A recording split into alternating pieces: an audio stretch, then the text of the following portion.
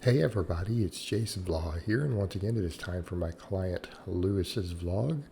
And again, we started the week off with a max effort bench press. People are going to notice that Lewis, we do a lot of classic lifts, a lot of very close variations of them for his max effort work. I mean, you guys are basically going to see, floor pressing, bench press, closed grip bench press, some incline benching. It's going to be stuff like that. You're going to see back squatting, pause squatting, box squatting. You'll see deadlift, probably deficit deadlift, sumo deadlift. We don't need a whole lot of variations. All right, we can repeat his max effort lifts once every 4 to 6 weeks because, again, he's still a novice. And we need to keep the backstory in here in a lot of these vlogs so that people know kind of where he came from. It's a case of last year we were just finishing up kind of the novice phase for him around December, Christmas time. He had an injury that required surgery, and then he went through some relatively serious health problems that were not directly related. So again, he broke his wrist and had to have pins and stuff in it. He got sick, lost quite a bit of weight, and he was already a hard gainer. So, getting the weight on him was a little bit tough. And so now we're rebuilding, and we've been back at this a couple months before he decided to do the vlog. We started back with an empty bar. So people need to understand where he was. We've been gaining weight. Of course, he's not in the U.S., so everything's in kilos. And I don't quite remember what that bench was. I want to say it was like 75 or 80 kilos just now. So we've been gaining weight. And again, he's a taller guy. He's above 6 foot, so he's lanky, and we have to fill this frame out. And it's like I've told him over time at his height. We need to get him up to 100 kilos, which is about 220 pounds. And I'm not saying we need to do it in the next 6 months because we don't. But I would like to see him, approach that. I would like to see him approaching that in, say, the next year, year and a half. Okay? And so his programming is very, very basic conjugate. You guys look at what you saw him do just now. He does some bench press. Right? We do benching. We did some dumbbell rows. We do upright rows, laterals, some band press downs. Okay, it is very, very straightforward here, but it works. And think about what we talk about with conjugate. And, some people would say, well, does this work for novices? Of course it does. As long as they hit pretty good training maxes, they do their assistance work and they progress on it. In other words, when 10 rep sets start getting too easy, it's time to add a little bit of weight. But what do we have here? We have benching. We have 2 types of rowing. We have some delt work. We have some tricep work. Okay, this works fine. Works fine.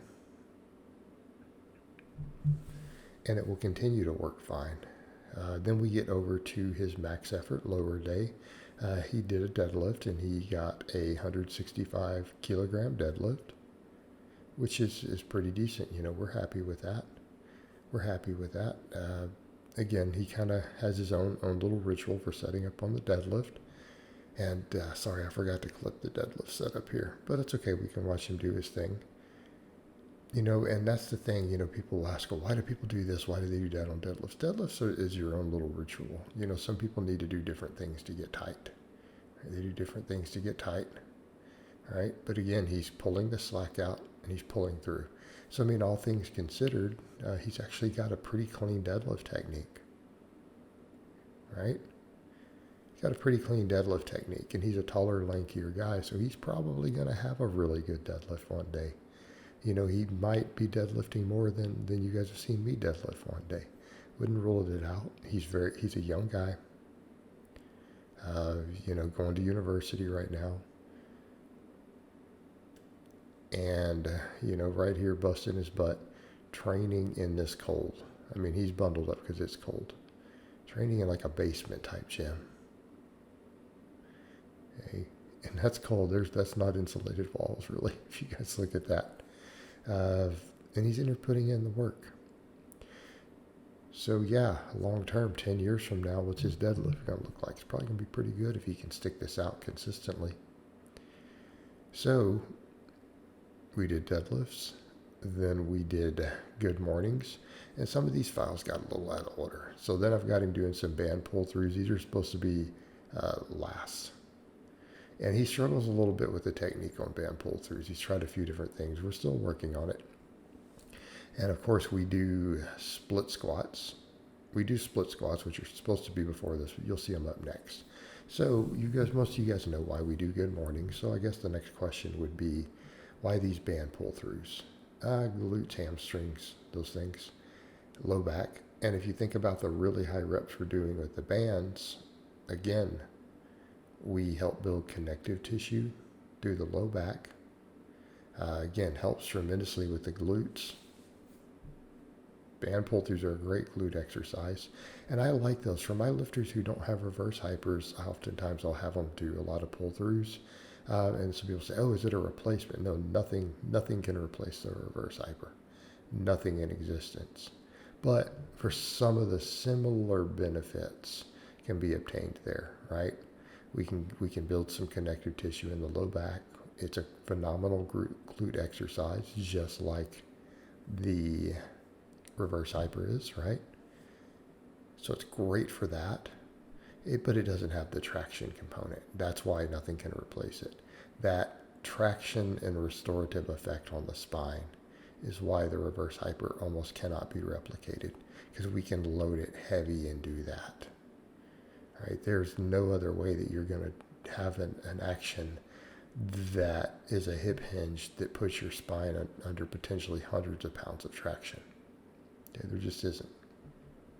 All right, so we do split squats, and I think everyone knows why we do those. It's a quad exercise with a little glute, obviously glute adductor too, with low axial loading. Then he does hanging leg raises.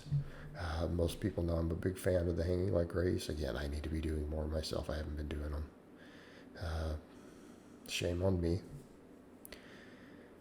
But his lower body stuff, pretty straightforward. What are we doing? Good mornings, some isolateral leg work, pull throughs, and hanging leg raises. All right, speed benching. Now that I've got into where he can bench at different grips without his shoulders hurting, we have speed bench at 3 different grips. I've only got 1 grip in here, and he's had to work a lot on trying to learn to get tight on the bench. Again, taller, lankier guys on some of these wobbly benches. He's finally getting it down though. But we do 9 sets of 3 with 3 different grips, wide, medium, and close. On speed bench day, I have him do incline benching is his primary assistance exercise. Right? We do some incline benching. Again, it'll help with upper chest, front delts, all that stuff. All right? Good chest exercise, particularly for the upper portion.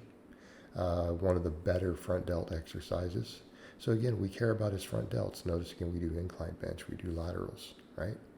Especially for the taller guys like this. You know, when you're lanky, shoulders matter a lot. It's how you make someone look wider at this point. Obviously, to get thicker, we need, pecs and lats, and you just got to eat. But again, they matter for them. It matters. Plus, we have to focus on that shoulder health with those long arms with all the pressing. Again, afterwards, everything else is pretty similar, though. We do dumbbell rows. We do inverted rows. We do some lateral raises. And then we throw in some tricep band press downs. Again, why the press downs? You guys know why I love press downs. It builds tendon health. It's not that it's the greatest tricep exercise. It's not. It will build triceps, particularly with the volumes that we use. Because a lot of these guys were doing, 10 sets a week of this, guys and girls. We're doing a lot of sets. Okay, that can make up for the fact that it doesn't have a particularly pronounced lengthening effect. Right? The tension is relatively low at the lengthened portion. But we can make up for it through sheer volume, and it definitely helps bench lock out. And after these are done, we finish up the week with dynamic effort lower day as our 4th workout. So what are we doing on dynamic effort lower? All right, we have speed boxes. And again, I know he doesn't have the best stand. It's wobbly, but he's putting in the work. You know, eventually we're going to need some equipment upgrades. You know, this stuff is only going to handle so much, but we're making it work. And it is going to work. It'll work for him for a while. And then he may need to get over and get to one of the public gyms near him, to where we have some sturdier racks, you know, bigger equipment, sturdier barbells. All right, box squats. We're working on doing these real wide for him. He's improved at that. He couldn't do them wide long ago. So we do speed boxes. Then we have our speed deadlifts. I'm having him do sumo for this phase. I have him alternate sumo and conventional. Again, it'll put more overall size on him, develop him at different angles. So this is where a lot of our variation comes in, is right here. Because again, a lot of his lower body work is relatively consistent, but we can rotate around the speed pulls. And I only have him do singles because we've had issues with dropping and bouncing in the past, so I only let him do singles. Then of course, everything else is like previously. We do good mornings. We do split squats. All right, we do some split squats after these good mornings. We do band pull-throughs and hanging leg raises. And there may be points to, again, due to limited equipment, where I throw other movements in, such as Romanian deadlifts, glute bridges, things like that.